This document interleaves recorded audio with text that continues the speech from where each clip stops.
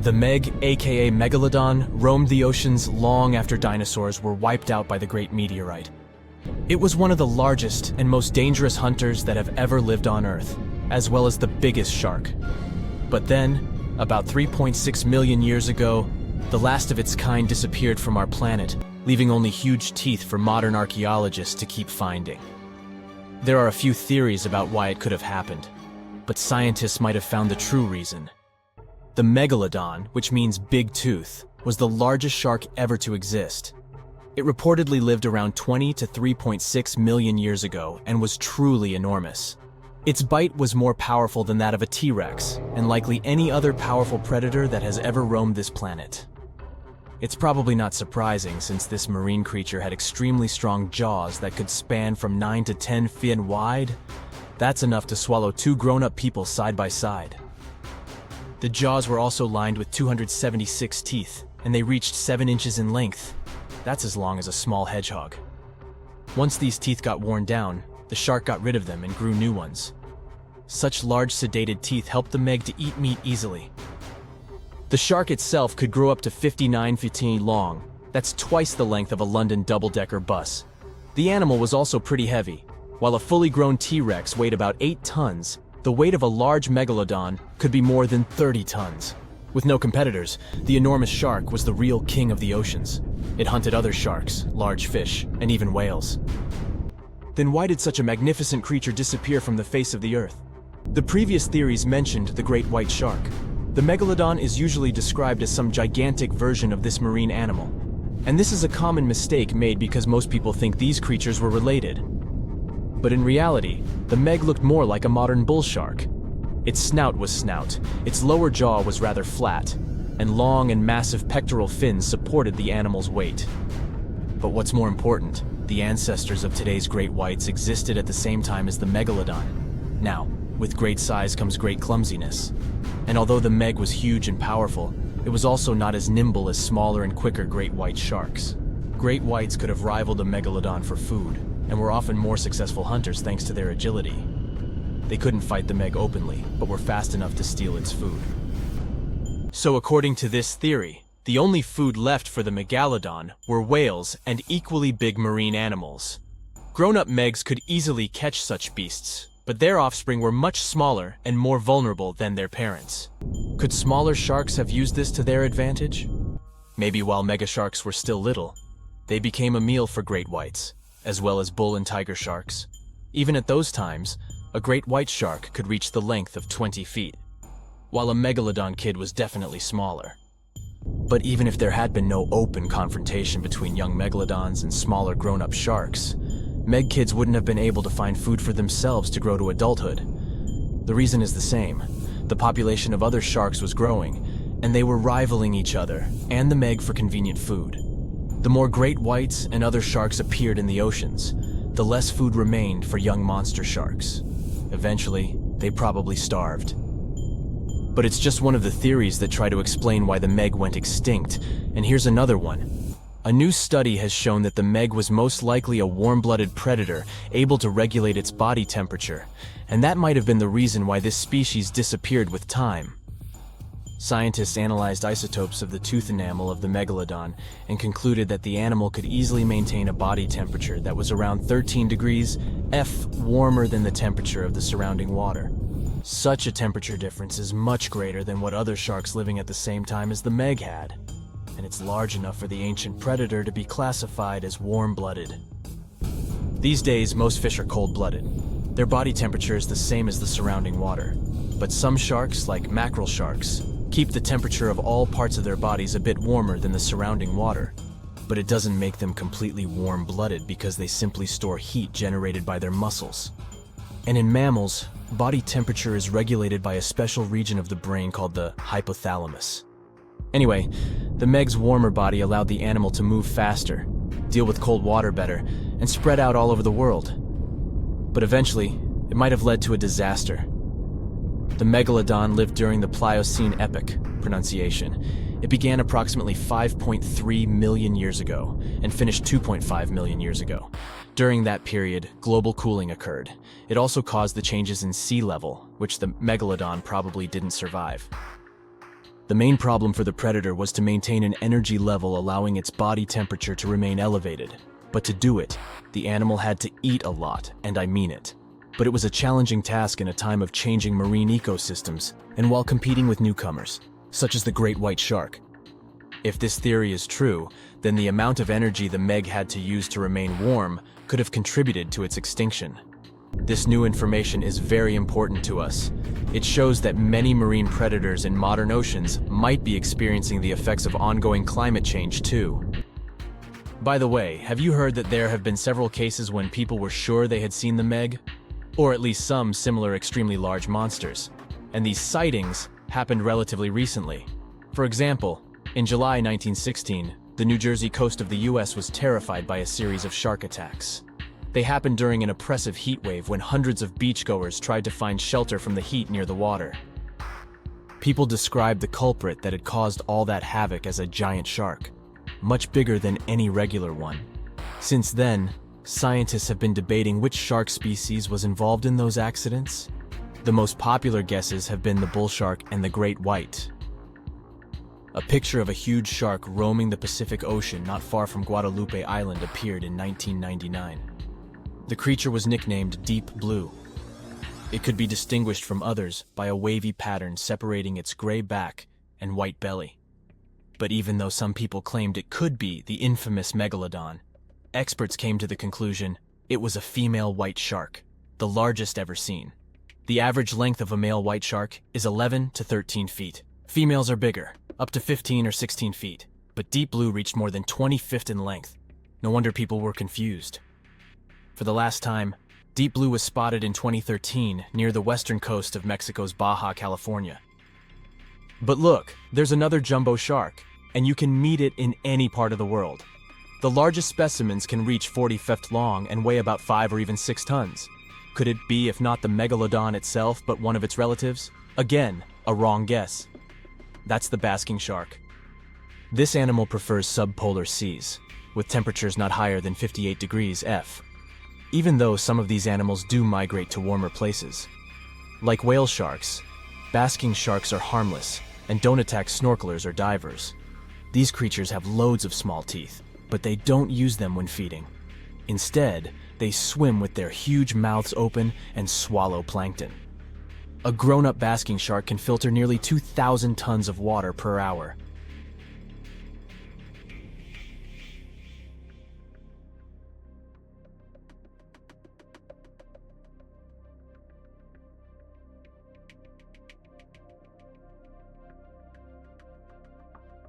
For years, we've thought the Megalodon was just a big shark, which is scary enough. After all, it could have eaten a creature the size of a whale in just 5 bites. Estimates indicate that the largest shark that ever lived had been around 59 feet long, which is a reasonable size and explains a lot. But the scientific community was wrong. Very wrong. Now, scientists have proven that megalodons could grow up to 80 feet long, which is the same as a 6-story building. The creature would have certainly been dozens of times bigger than you if you had seen it underwater. These giants ruled the ancient oceans between about 20 million and 3 million years ago. And even though it was a long time ago, they've left a lasting impression, becoming the protagonists of many movies. And scientists continue to search for answers about their life. Thanks to this, we still occasionally find their fossils. But the thing is, no one has ever found a complete skeleton. All we have are scattered vertebrae, a few scales, and, of course, those massive, razor-sharp teeth. The most complete piece we know of is a 36-foot section of a megalodon's spine. It was once part of the trunk of the animal's body. So, to assess just how big the megalodon was, experts compared its fossils to more than 150 species of sharks, both those that are alive and those that have gone extinct, to get the most realistic result possible. If the megalodon had had the proportions of a regular shark, it would have had a 6-foot head and a 12-foot tail. It would have also stretched 54 feet from nose to fin. But these measurements are way off the mark. The largest Megalodon vertebra ever found is 9 inches in diameter, which makes it 3 inches larger than the largest vertebra of a typical shark. And if we follow these proportions, that Megalodon was a whopping 80 feet long. To better understand how giant this is, just think of 2 school buses lined up end to end. For a long time, it was very common to think that the Megalodon was just a giant great white shark. And it makes sense, right? I mean, both would have had large, terrifying, serrated teeth. But that was another completely wrong idea. Now, we know that Megalodons were actually much more slender and aerodynamic than the modern great white shark. Their body shape was built to cut through the water with much less resistance, minimizing the effects of gravity in the sea, letting them glide effortlessly through the ocean. Now, if Megalodon wasn't just another great white shark, what other animal of the same species was it most similar to? Surprise! In fact, it had more in common with the modern lemon shark. This species has robust and powerful bodies, 2 large dorsal fins, and blunt snouts, which makes them really fast and agile hunters, like prehistoric predators. In other words, while thinking about the Megalodon, you can imagine a giant, turbocharged lemon shark. This is the most modern comparison of the Megalodon with another animal, unless scientists find a complete skeleton of the ancient shark. But it's not common to find complete shark skeletons. They're rare because they're actually made not of bone but of soft, coated cartilage, like the stuff in human noses and ears. Their teeth are the boniest part of their bodies, and it's the reason why we've found so many of them. Yet, a complete skeleton is like scattered puzzle pieces to us. There's no solid bone to hold these pieces together, so the whole thing is very vulnerable to falling apart. Still, it's actually possible for an entire shark skeleton to survive. In these cases, very specific natural phenomena have to come into play. The skeleton needs to get buried super fast in mud or sediment, free of any kind of scavengers and away from ocean currents. Otherwise, it simply disintegrates before it can fossilize. Interestingly, although the sea is the home of these animals, it is possible to find their skeletons on land too. Millions of years ago, a big portion of today's dry land was submerged, teeming with marine life. Then, in certain places, sedimentary minerals and specific biological conditions of the seabed allowed the fossilization of sharks in marine rocks. Today, those are desert rocks that ensure the preservation of shark fossils. But in any case, searching for a shark tooth in a desert is like looking for a needle in a haystack. But finding an entire fossilized skeleton embedded in a rock is like hitting the jackpot. Another unexpected discovery is that these prehistoric sharks were not born small and cute like regular baby sharks. A newborn Megalodon could reach almost 13 feet in length. That's more than twice the height of the average human. Imagine a shark the size of a boat from the moment it's born. Now, although we don't have all the information about the giant of the seas, it's a fact that it's one of the most famous animals in pop culture worldwide. Not only has it inspired several movies, but some people also insist that the Megalodon is still alive. Scientists say it's not. The Megalodon didn't survive the test of time, and it would be impossible for such a giant creature to dwell in the seas without us noticing it. First, it was a super predator. It hunted whales, dolphins, and other large marine animals. If the Meg was still around, its presence would completely change the balance in the oceans. It would have huge impacts on marine ecosystems, regulating populations and influencing the size and behavior of the ancient shark's prey. A good example is whales.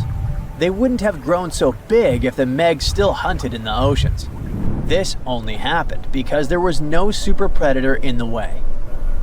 If the giant shark was still in our oceans, species like the blue whale would be tiny, as they would need to develop and adapt to be able to escape constant attacks. The lives of the workers of the sea would also be completely different.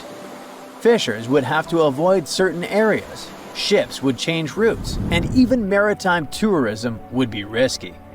Going for a swim and coming across a shark over 65 feet long? Not worth the risk. Plus, if the Megalodon was still out there, we would have some proof. Commercial fishing catches millions of sharks every year, and a monster of this size would not go unnoticed. Not to mention that with all of today's technology such as drones, satellites, and submarines at our disposal, someone would have already recorded an encounter with this living legend. By the way, most sharks, like most fish, are cold-blooded. But the reality for Megalodon was different. This giant was able to keep its body warmer than the surrounding ocean.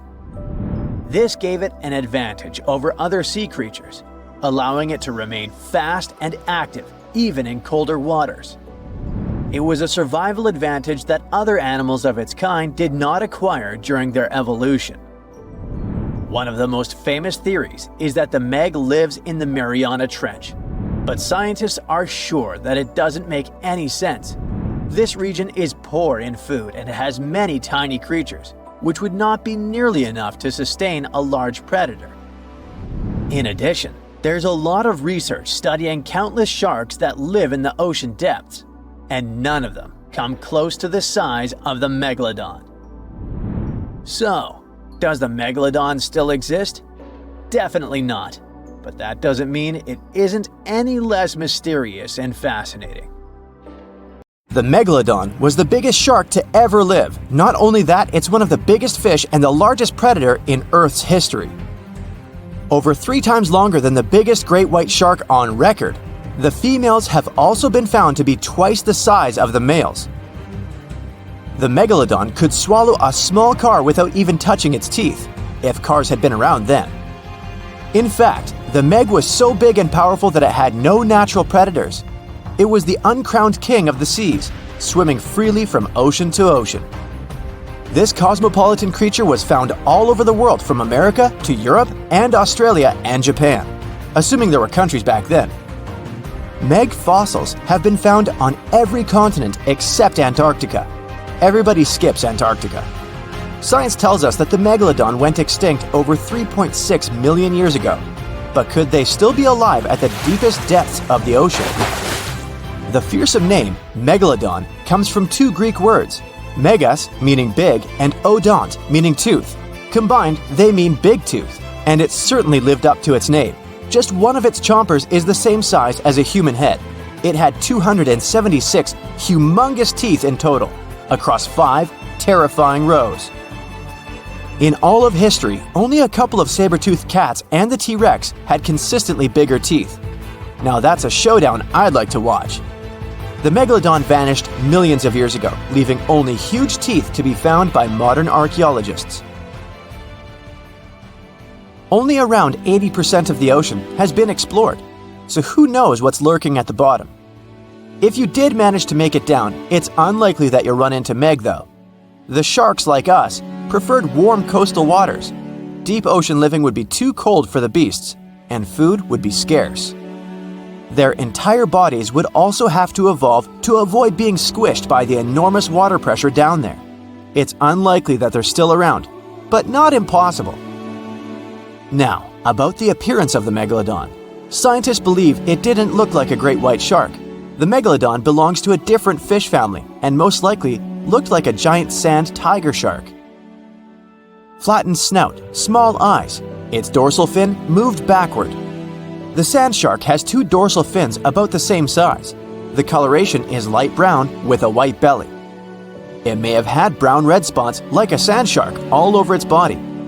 We used to think of the Megalodon as something scary from the first finds of its fossils.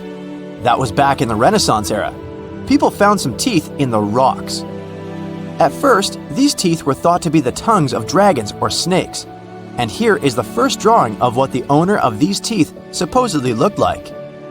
A massive snout with a scary nose and a bunch of razor-sharp teeth. The Megalodon is usually described as a sort of giant great white shark, but this is just a common myth.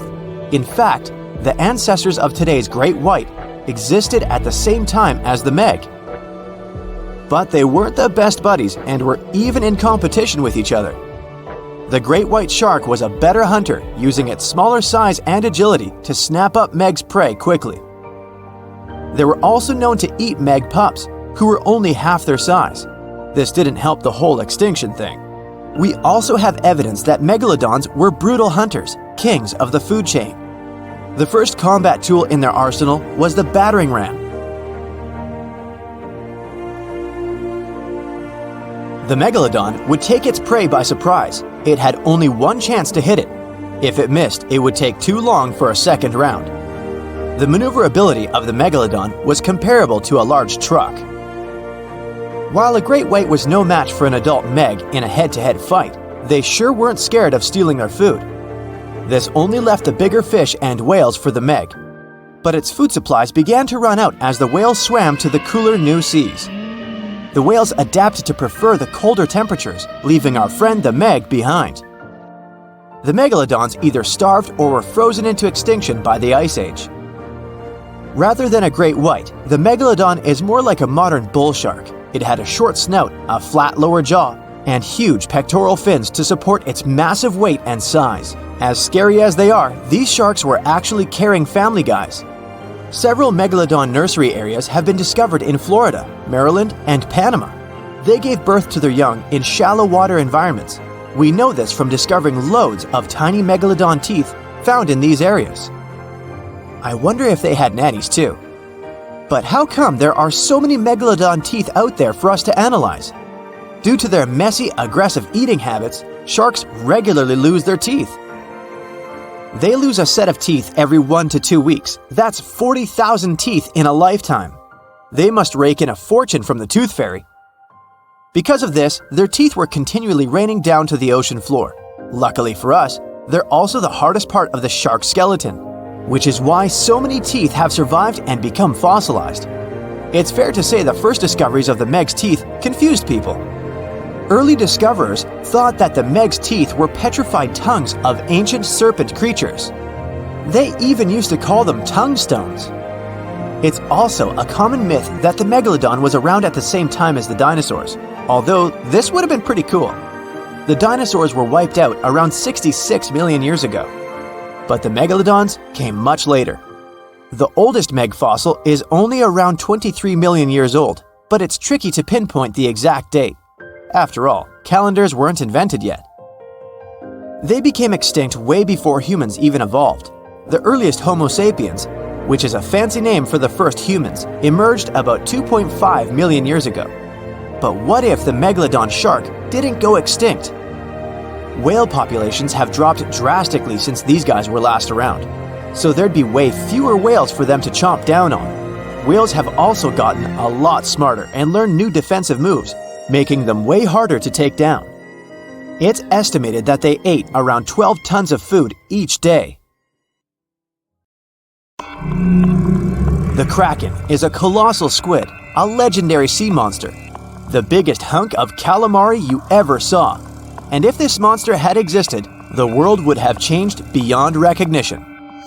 The Kraken has powerful tentacles, solid muscles with suckers at the end. They're impossible to escape. The Kraken can break a ship in half, or just pull it down into the depths. But the worst thing about the Kraken is its size. According to old sailors' stories, its size is almost 10 soccer fields. Hey, maybe the Kraken could play soccer.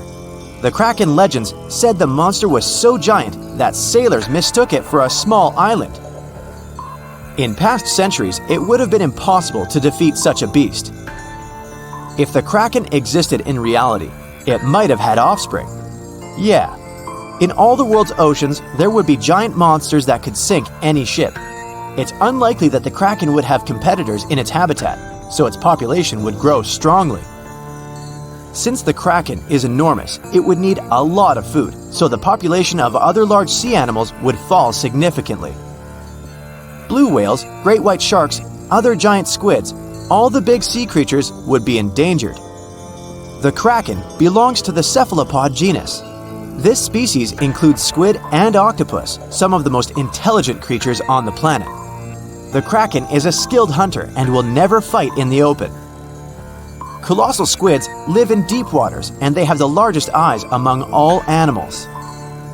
The squid's eye is the size of a dinner plate. Thanks to this, they can see their prey from far away. Similarly, a Kraken would spot the ship much sooner than sonar could pick up the Kraken. It would always have the drop on you. Well, that's not good. In 1857, a squid beak was discovered on the coast of Denmark. Other huge squid remains were found in the Bahamas, and then scientists were convinced that gigantic squids existed. While colossal squid have been officially discovered since then, it's been more than 100 years and we still don't know what the max size they can grow to. The fact is, colossal squids are one of the most elusive creatures on Earth. They live in the depths of the ocean where it's challenging for scientists to reach. Any dive to a greater depth requires powerful, bulky equipment. Underwater bathyscaphs and cameras make a lot of noise and light, which squids notice from afar. They flee before we can see them. It's difficult to say if these huge squids were the size of a small island, but the truth is, we've only studied about 5% of the ocean. It may be that in its depths, monsters much more terrible than the Kraken swim.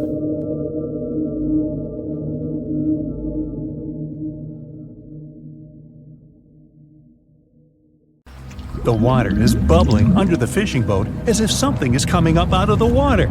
It gets closer and closer. The water seems to boil. Suddenly, you see giant jaws and glistening teeth. Seconds later, a huge shark jumps out of the water and crushes the boat in one bite. It was the Megalodon, the largest fish that ever existed on Earth. Now, we pictured the Megalodon as this, an enlarged version of the white shark for a long time. But scientists continue to argue about its appearance. So far, they agree that the image of this giant shark was wrong. Here's the data that scientists are sure of. Size, about 50 feet long. That's as big as a school bus and comparable to the length of a subway car. 8.5 times the height of an average person. Let's compare it to the modern white shark. The Megalodon is 3 times bigger, but that's just a rough estimate. We don't have a fully preserved skeleton of the Megalodon. That's because it didn't have any bones, but cartilage. Not much of that left in the 3.6 million years since the Megalodons went extinct. All that survived were teeth and a few vertebrae. By comparison, dinosaurs went extinct about 66 million years ago. But their solid bones are perfectly preserved, and we have many different examples of their skeletons. Scientists have calculated the size of a Megalodon based on its teeth and jaw. Now, this is one tooth. It's about 7 inches long, bigger than the palm of your hand, and 3 times the size of a modern white shark's teeth. The Megalodon jaw was 6 feet wide and chalked up 5 rows of teeth, a total of 276 razor-sharp chompers. The other preserved remains are the vertebral column. It consists of 150 vertebrae, each 6 inches wide. They contain much calcium because, well, Megalodon love fresh cold milk. Nah, it's because the vertebrae had to withstand the enormous mass of a giant shark. Based on those fossils, scientists created a model and calculated only the approximate size of the Megalodon. But it could hardly have been any bigger. It's all about breathing. The bigger the fish, the more oxygen it needs, which means a larger gill area. That's the organ that filters the water and collects oxygen. If the Megalodon were any larger, it would have trouble breathing. So, scientists believe that 50 feet is the maximum size of an individual. On average, they were a few feet smaller. Whew. Now, let's talk weight. On average, one Megalodon weighed about 30 to 35 tons. By comparison, a white shark weighs 1 ton, which is 30 times less. Hey, trust me. A school bus is 4 times lighter at 7.5 tons. The weight of a Megalodon can be compared to an empty Boeing 737. But the modern blue whale beats the Megalodon in size and weight. 98 feet long versus 50, almost twice as long. blue whale's weight is about 180 tons. That's like 6 megalodons or 6 passenger planes, or like 33 adult elephants. Hey, don't you love the comparisons? Now, about the appearance of the megalodon. Scientists believe it didn't look like a white shark. The megalodon belongs to a different fish family and most likely looked like a giant sand tiger shark. Flattened snout, small eyes. Its dorsal fin is moved backwards. The sand shark has 2 dorsal fins about the same size. The coloration is light brown with a white belly. It may have had brown-red spots like a sand shark all over its body. We used to think of the megalodon as something scary from the first finds of its fossils. That was back in the Renaissance era. People found some teeth in the rocks. At first, these teeth were thought to be the tongues of dragons or snakes. And here's the first drawing of what the owner of these teeth supposedly looked like. A massive snout with a scary nose and a bunch of razor-sharp teeth. We also have the evidence that megalodons were brutal hunters, kings of the food chain. The first combat tool in their arsenal was the battering ram. The megalodon was a slow swimmer, though. It could only accelerate up to 11 miles per hour. In comparison, the modern white shark can reach 35 miles per hour in a dash for its meal. The fastest human swimmer could only go 6 miles per hour. Well, good luck with that. But the megalodon had incredible mass. Though slow, its battering ram had tremendous power. The megalodon would take its prey by surprise. It had only one chance to hit it. If it missed, it would take too long for a second round. The maneuverability of the megalodon was comparable to a large truck. But if the ram was successful, the prey was stunned and couldn't move. At this point, the megalodon aimed at vulnerable spots, like the fins and tail of the prey. Scientists have found many ancient whale remains with megalodon tooth marks. It turned out that the giant shark knew where its prey's vital organs were located and could strike at them. When the prey was immobilized, the megalodon bared its teeth. An adult person could easily fit into its open jaw at full height. And according to various estimates, the bite force of the megalodon was almost 11 tons. Now imagine the weight of 3 SUVs concentrated at the tip of a sharp tooth. That's 9 times the power of the largest white shark bite, and 6 times the power of the modern record holder for biting, the saltwater crocodile.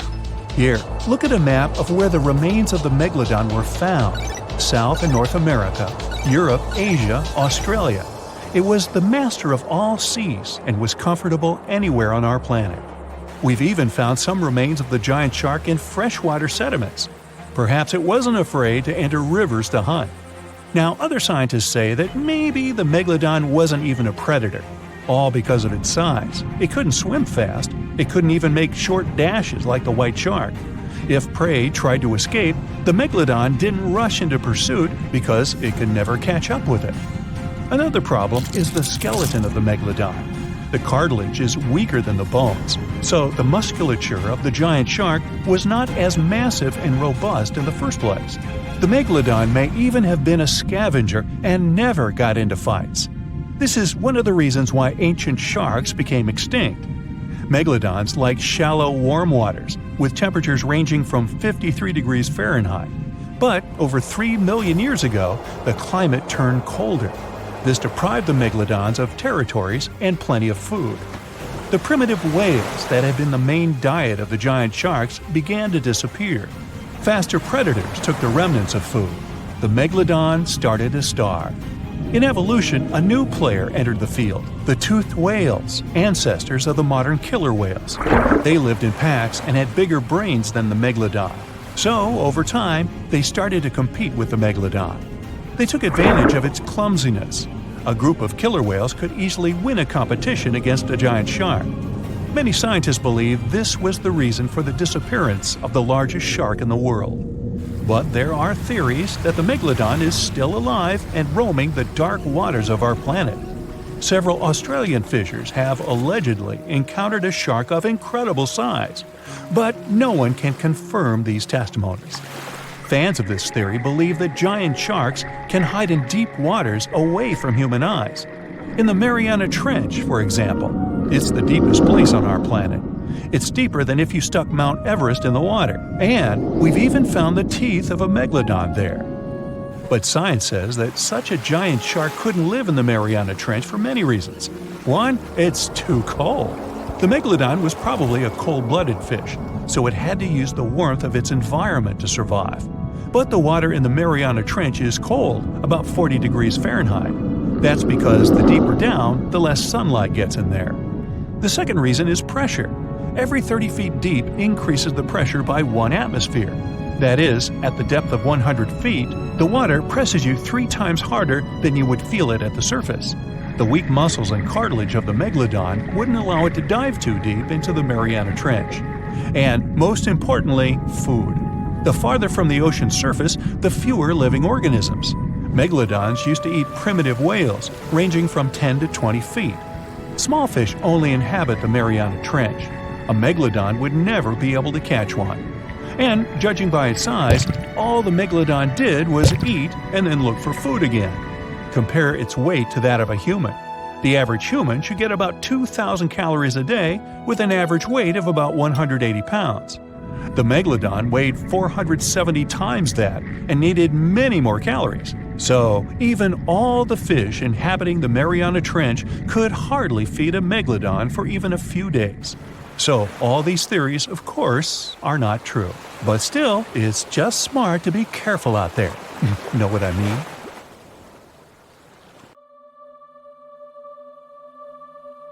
Within the ocean waters, somewhere in the southern hemisphere, a ghostly black shadow looms deep down in the depths. Suspiciously swimming far below, the Megalodon is hunting for its next meal. With the appearance of a great white shark, but 3 times the size of the largest ever recorded, its intimidating design has evolved over millions of years, creating the ultimate natural predator. For millions of years, the intimidating evolutionary traits have gone unchecked and unopposed. With its keen senses, it detects its prey within 3 miles. As it swims below, it's been following an unsuspecting sea turtle that's slowly paddling above on a long voyage. The Megalodon stalks the turtle, ensuring it makes its move toward the turtle at the right moment, swimming upward at 11 miles per hour, intending to immobilize the turtle by ramming it. As it approaches, the Megalodon's adept senses notice something else lurking nearby. Pausing its pursuit of the turtle, it adjusts and turns to face another, much larger object. The Megalodon may be the largest marine predator to have ever lived on Earth, rightfully feared by all creatures within these waters, but not today. There is a newcomer to these parts, one that has a similar reputation and matches the Megalodon in ferocity. This unknown creature intends to contest these hunting grounds. The challenger is the Leviathan. As the sea turtle takes this opportunity to swim away as fast as it's able, these 2 apex predators size each other up from a distance, preparing to establish who will reign as the supreme king of the sea. The Megalodon dominated the ocean sometime between 3 to 23 million years ago, spreading to all corners of the globe, within seas surrounding Europe, Africa, the Americas, and Australia. Its focus is mainly on offshore areas where prey would be prominent, hunting sea turtles, whales, seals, dolphins, and other sharks. Its range was long, traveling between coastal and oceanic waters throughout different stages of its life cycle.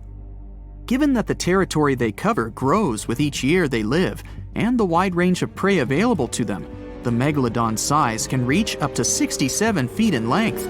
Armed with thick and robust teeth made for grabbing their prey and biting through bone, they have a 41,000-pound bite force, which is almost 4 times stronger than that of a T-Rex. Their tactics include ambushing their prey from below while ramming them into submission.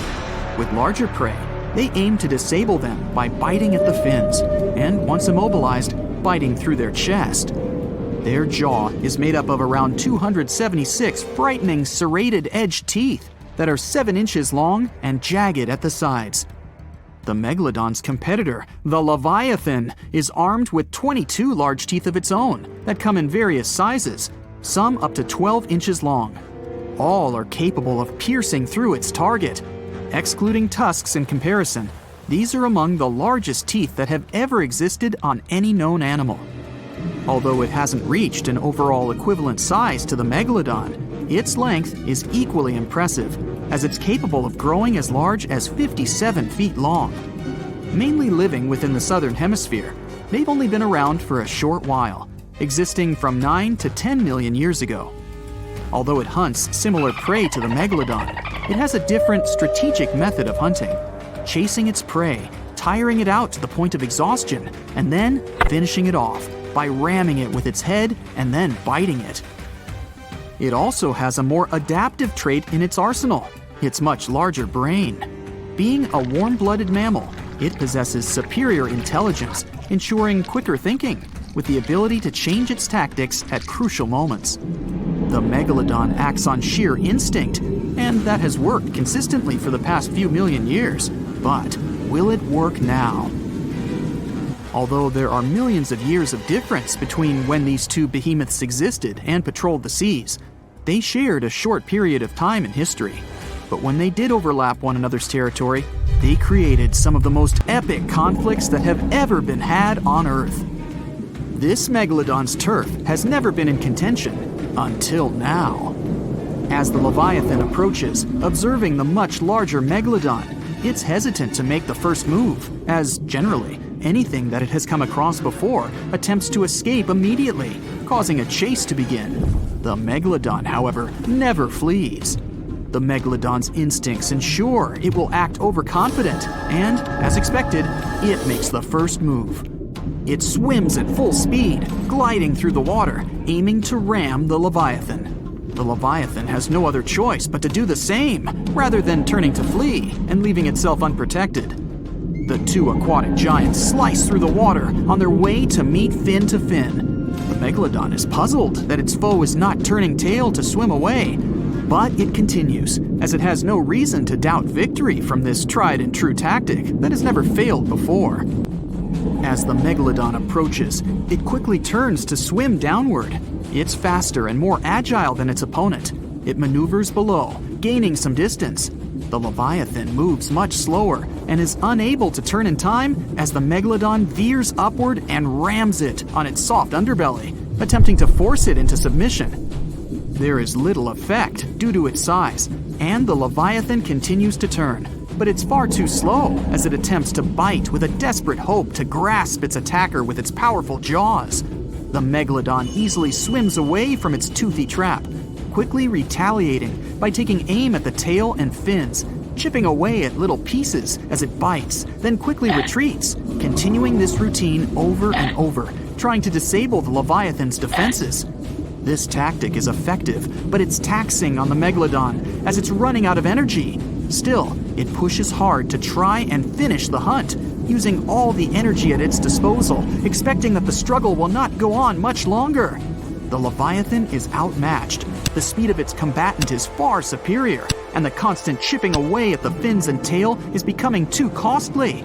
Upon realizing its abilities are surpassed and that it's helpless to resist the constant array of attacks, it attempts to swim away, maneuvering as it flees, desperately trying to obtain some distance from its aggressor. The Megalodon follows the Leviathan during its attempted escape, realizing this is a prime opportunity to finish the job. The Leviathan swipes its large tail as it swims, trying to repel any further attacks from the Megalodon. It hits the Megalodon and stops it in its path with every advance. As the Leviathan continues to swim away, it sustains energy with ease. The Megalodon, on the other hand, is quickly running out. The Leviathan's strategy is working as it continues to swim at a relaxed pace. The Megalodon eventually runs out of energy, unable to continue at the same pace, but its instinctual arrogance won't let go. In its evolution, it has never really needed to develop the ability to flee. There has never been a reason for it. Over millions of years, it's never been outmatched, but that is all changing now. As they press on, it's clear that this is a contest between a marathon swimmer and a sprinter. The Leviathan continues to conserve its energy wisely, while the Megalodon, starved of energy, continues to pursue, becoming slower with every flick of its tail, to the point that it's unable to maintain the chase. Upon realizing its foe is exhausted, the Leviathan turns toward the Megalodon. Now, with dominant speed and maneuverability, it spreads its massive jaws, grasping the Megalodon's spine, ending the struggle and ensuring its victory. The challenger, the Leviathan, is a novice in comparison to the ancient Megalodon, but thanks to evolution, it ensured its eventual victory. This guaranteed its reign as the top predator, and arguably the greatest predator to have existed on Earth. Unfortunately, it would only be a short reign. No, there wouldn't be a larger or more superior foe to take the mantle. The world would begin to change. The Earth would soon go through a cooling trend, which would cause the main prey of the Leviathan to go extinct. And without a food source to sustain this hulking beast, it was unable to continue. But this led to other similar predatory animals taking its place. The killer whale, sharing similar characteristics, eventually replaced its predecessor. The Megalodon would then retake the mantle by default due to the absence of its victor. Continuing with its prior successful strategy and broader food source, it ensured its prolonged survival. But as the seas cooled even further and became much shallower worldwide, it became more difficult for the Megalodon to reproduce. The suitable shallow areas that were necessary for nurseries quickly disappeared, and without these, the Megalodon too eventually went extinct. And just like its former opponent, other smaller sharks were able to adapt to these changes in the shallower waters, ensuring a more diverse pool of predators to dominate the seas.